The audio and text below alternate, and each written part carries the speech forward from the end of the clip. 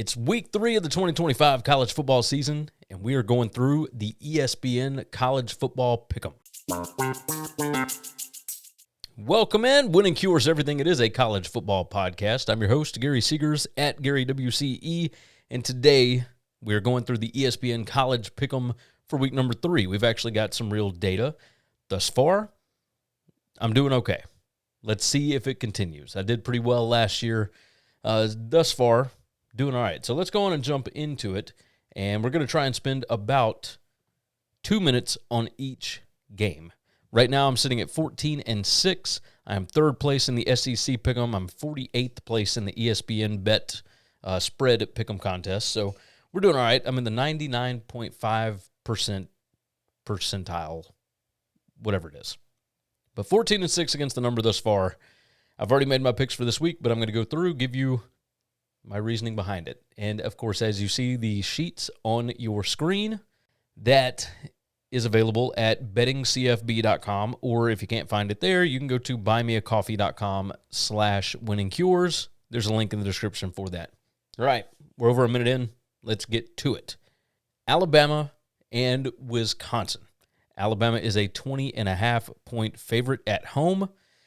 As you can see, my power rating has Bama by a little more than 14, and my stats projected spread has Bama by 13.33. We've only got 2 weeks of data. I don't think that we've got enough on Wisconsin yet. I don't think we've got enough on Alabama. We don't have enough on anybody as of yet. Wisconsin, as you can see, number 115, current strength of schedule. Bama, number 34. Florida State, I think it is safe to say, is better than we anticipated. So that's why the Bama numbers are significantly lower. The defensive numbers per drive, this has garbage time taken out. So when you go looking at the stats, garbage time is taken out. There is no difference to a computer between Alabama being up 35-0 in the second quarter and winning 73-0. It's all the same thing. All the stats after about 28-0, 35-0, none of it matters. So that's why these numbers look a little weird. I think Bama's going to be fired up at home. Remember, Bama plays worse on the road, and yet they still went to Madison last year and beat this team 42-0, or 42-10, excuse me. There is a way with the Jeff Grimes offense for them to stay in this thing. One, because Wisconsin's offensive line is number 13 in roster strength, but Bama's defensive line is 3. That's not entirely accurate. They don't have Tim Keenan, so that's going to be something. But the issue that I'm seeing is I think Bama's going to be able to run on Wisconsin, number 66 opponent defensive line for Wisconsin. Bama's offensive line is number 7. There are things to look at here. So I will take Alabama. I think they show up in a big way Saturday morning. They are going to be ready for Georgia after the bye week. So game before the bye, I'm going to take Kalen DeBoer minus 20.5. Game number 2, moving on down. The Oklahoma Sooners are heading to Philadelphia, and I think it's the first time that they've been to Philly, to Temple, since like the 1940s. It's been a very, very long time. Looking at this, the number is 24.5. The actual number now, which is something that you can pay attention to on these ESPN Pick'em contests, the actual number now is like 21.5. A lot of sharp people are on Temple this week, and if you think about it, it's the perfect sandwich spot, right? My numbers have Oklahoma minus 7.76. Now, this is supposed to be opponent adjusted this early in the season. Who knows, right? Power rating has Oklahoma minus 12.3. Part of this is because Temple has beaten the crap out of some really bad teams. KC Keeler, as an underdog, 9-4-1 against the spread with 6 outright upsets. Now, granted, that is at Sam Houston, but the man knows how to play in this role. He absolutely does. Number 5 PPA margin, if you're looking at it, I mean, they are playing lights out. They're playing really well on offense, really well on defense as well. Defense, probably not as good as the offense, but sandwich spot for Oklahoma, like I mentioned. Jackson Arnold is coming back to town next week. They've got Auburn at home in Norman. They just got done beating Michigan in a huge primetime spot. John Mateer is now your Heisman favorite. Everybody is just shouting the praises of Oklahoma. Now you got to go up to Temple to a team that nobody thinks has a chance to beat you. I'm not saying Temple is going to hang with them right there, but I think they can hang with them enough to stay within 24.5. We're going Temple on that one. Game 3, Georgia and Tennessee. Georgia, this has it as a 6.5-point favorite. That's where the line was when it opened. It is now Georgia -3, -3.5, depending on where you get it. Tennessee has looked significantly better to start the season than Georgia. However, both of these teams have played absolute crap competition, and we know that Tennessee, under Josh Heupel, beats the crap out of bad teams. Georgia plays with them, tries new formations, does some different things. Everybody gets to play, etc., right? Tennessee continues to score points. That's what they do. However, Georgia has won this game 8 straight times. They have covered 6 straight times. They have allowed less than 100 yards rushing in 4 straight games. I know that the number has come down. A lot of people are on Tennessee. Oh, Gunnar Stockton can't throw the ball. Oh, Georgia can't run. Oh, I mean, what are we talking about? Like, this is still the number 3 PPA per drive defense in the country. Number 3 PPA per play defense. Number 12 defensive success rate. They're number 6 against the pass, number 13 against the rush. As far as rushing stats go, they're number 12 in yards allowed per rush. Special teams efficiency, Georgia's number 1. Overall talent, Georgia is number 4. You start looking at roster matchups, yeah, Georgia. So I am firmly on the dogs here, and I know that this is -6.5. We're not following the money on this one. Georgia, -6.5.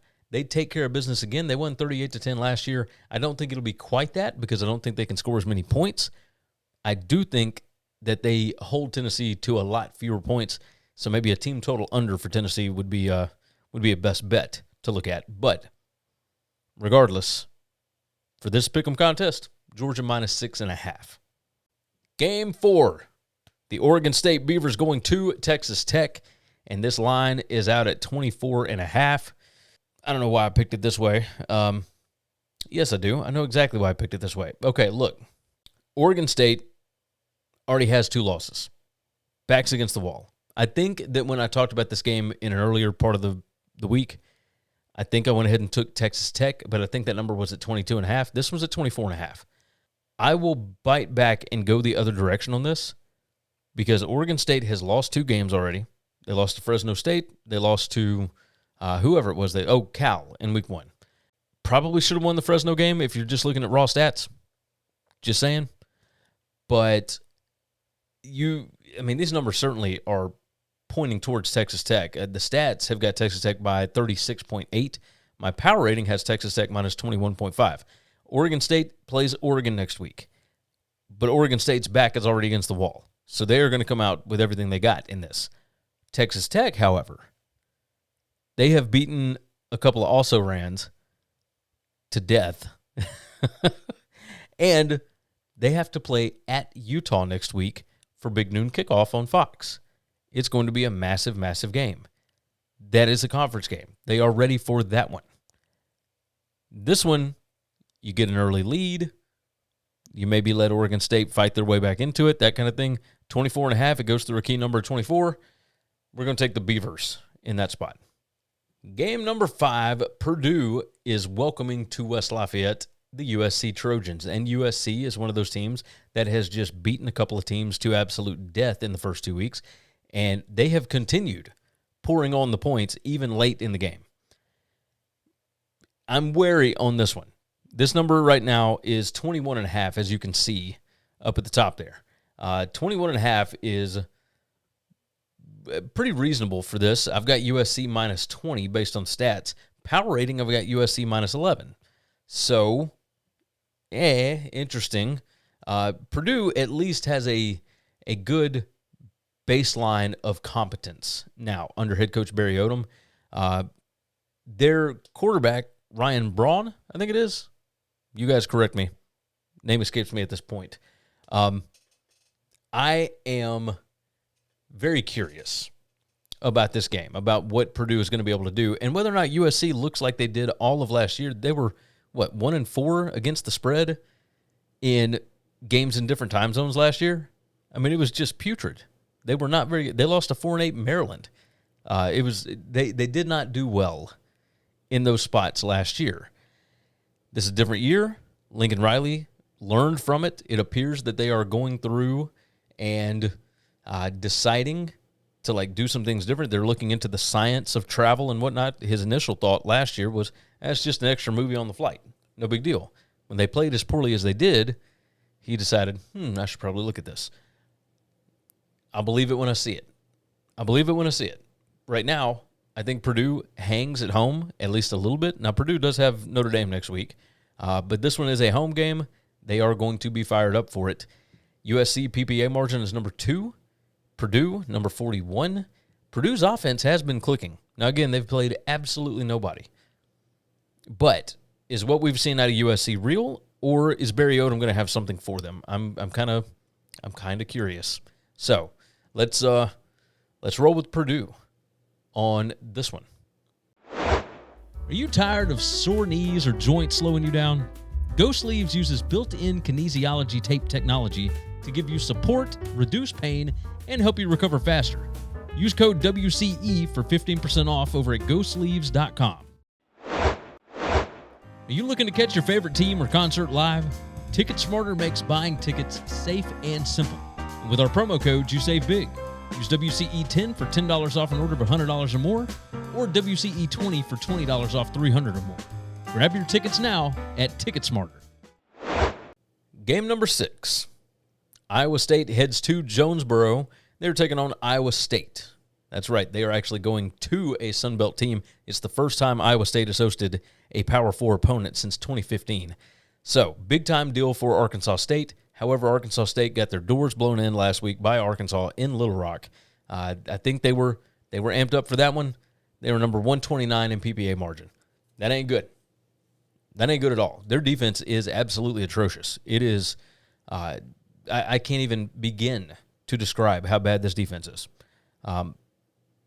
But, I mean, it is what it is. The defensive line is supposed to be number 59 as far as strength. The back 7, not good. The problem that they're going to have on offense is that they are outmanned at every position on offense as well. I know it's a big number. I know Iowa State has been through 3 games already, one against Kansas State, one against Iowa. They went to Ireland. They came back. Iowa State is 8-1 against the spread in the last 9 the week after the Cy-Hawk Trophy. They've got a bye week next week. This seems like one of those spots where Matt Campbell says, go out and give it everything you got, and next week, I won't make you practice on Tuesday. Right? That kind of thing. Like, they will absolutely lay everything out there this week. Arkansas State has major problems. Their roster got significantly worse, and Iowa State appears to be a competent football team. That number's 20.5 right now. I know 84% of the people are on it. I'm going to roll Iowa State here. I know they're going on the road, but if you are not a good football team, it doesn't matter where the game takes place. Give me Iowa State. I'm rolling with the Cyclones, minus 20.5. USF goes to Miami. This one's on the CW. Isn't that crazy? That's just, well, CW in back-to-back weeks gets Baylor and SMU, and USF and Miami. Seemed like a pretty good deal to me. So, looking at this, the number is Miami minus 16.5. The projected stat spread has Miami minus 8.28. The power rating has Miami minus 6. Now, part of this is because Miami has a ton, absolute metric crap ton, of garbage time after destroying Bethune-Cookman last week. South Florida, on the other hand, number 23 strength of schedule, number 3 ESPN strength of schedule, because they had to beat Boise at home. Then they went on the road, and they had a last-second win over Florida, which was maybe the biggest win in program history. Now you got to deal with a pretty rested Miami team that took care of Notre Dame in week 1. Miami's going to be at home. This game last year was 50-15. This is a really difficult spot for South Florida to have to come out and do it 3 straight weeks. Roster-wise, they are nowhere close to Miami. Now, to be fair, they were nowhere close to Florida either, but there is so much dysfunction in Gainesville right now. They gave it everything they had in that game.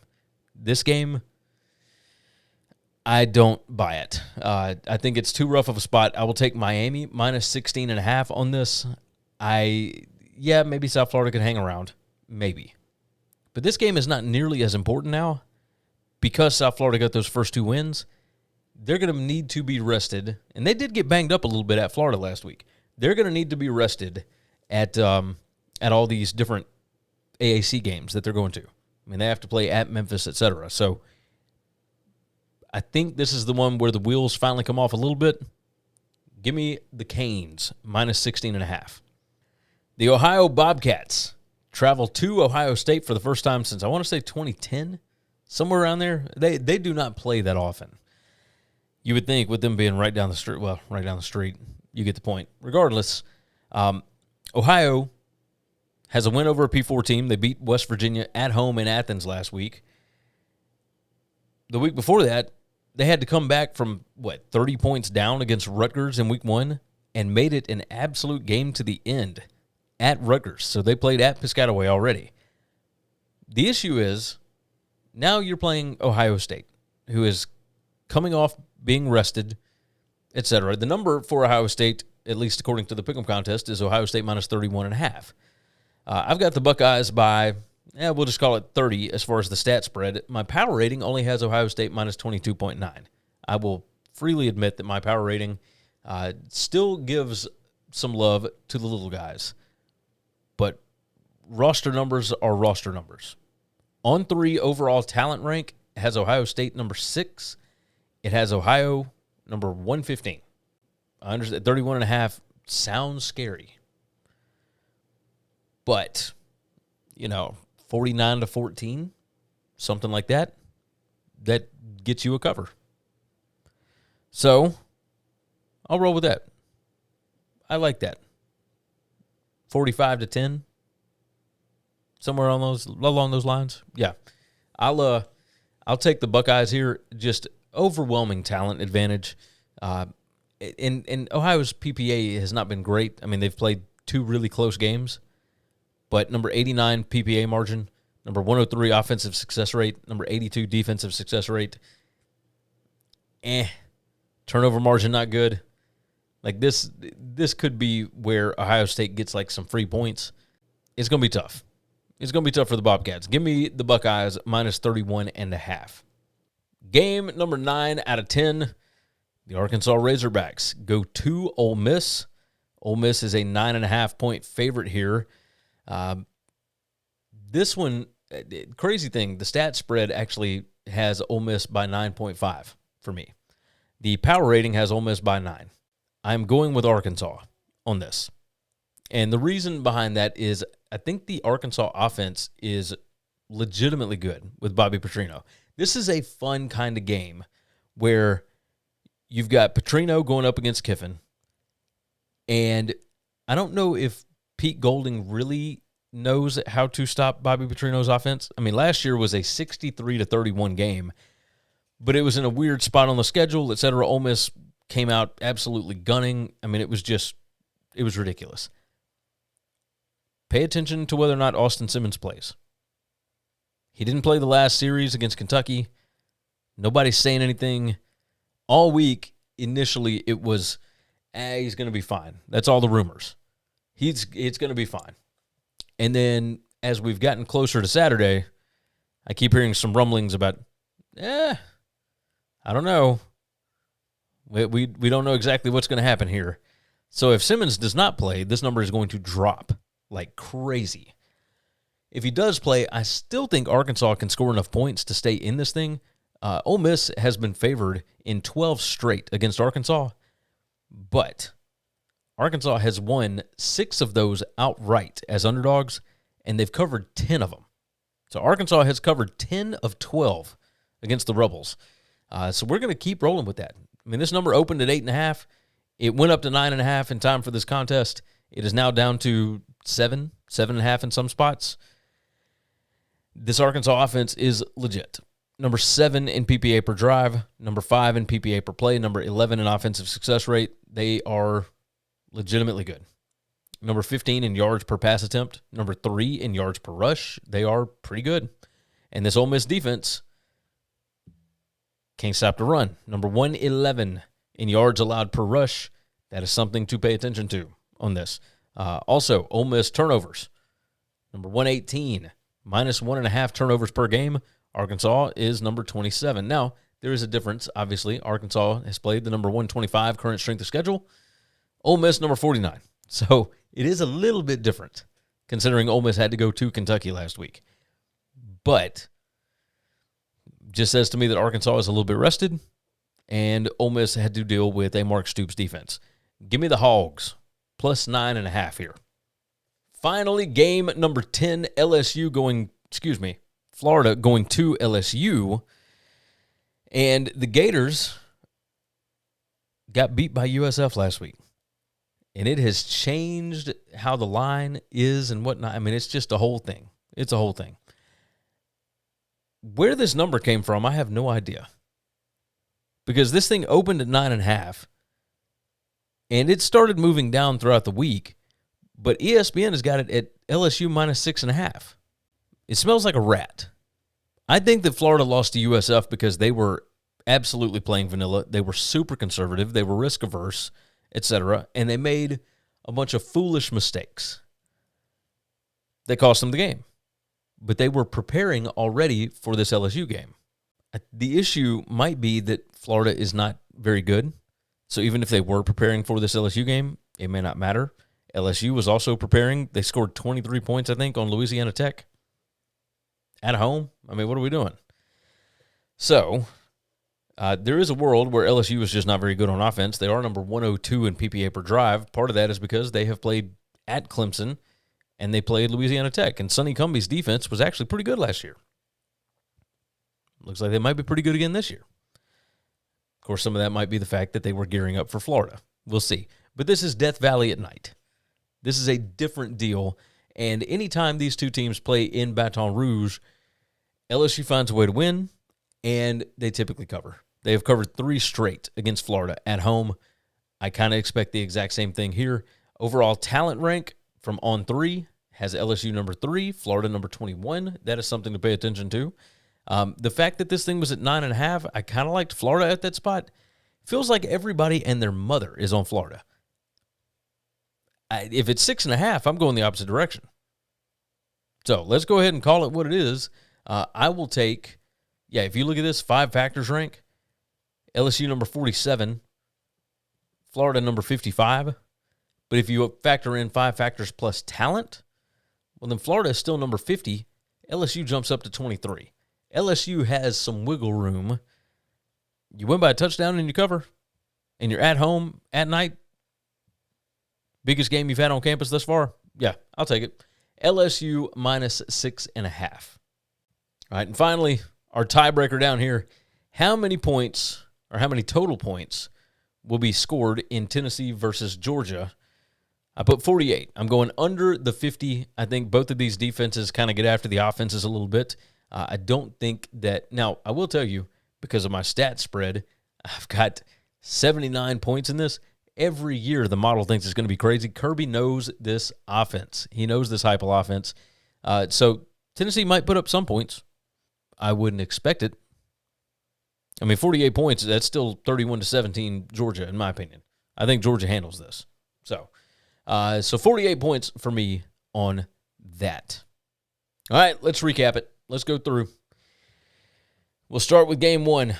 Bama minus 20.5, Temple plus 24.5, Georgia minus 6.5, Oregon State plus 24.5, Purdue plus 21.5, Iowa State minus 20.5, Miami minus 16.5, Ohio State minus 31.5, Arkansas plus 9.5, and LSU minus 6.5.